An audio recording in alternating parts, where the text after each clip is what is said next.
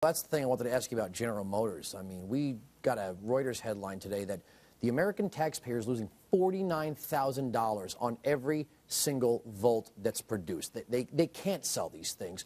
We have seen this channel stuffing scam. We have seen the Department of Homeland Security engage in fleet purchases trying to pump up the numbers. GM is still drawing from its TARP accounts. They're expanding actually more so in China and Canada than the U.S., while the president is lambasting people who try to create, And apparently the bailout's going to cost us about $20 billion, and it looks like most of that went to the union workers.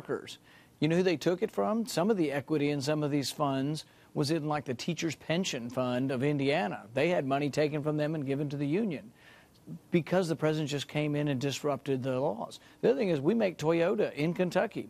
We make a Toyota Prius. Half my staff is driving a Prius. Gets 50 miles to the gallon. What? Gets 50 miles to the gallon. You heard that first tonight on Wilkow. That Senator Rand Paul's staff drives Prius. In fact, when everybody else shows up in their big black SUV, I show up in a Toyota Prius. But they buy it because it gets good mileage. But the thing is by subsidizing an inefficient car manufacturer, a unionized one in Detroit with a failed model, which will probably inevitably fail again, they've failed before, you're doing it at the expense of a company that's run with non-unionized labor, good jobs, happy employees. We love having them in Kentucky.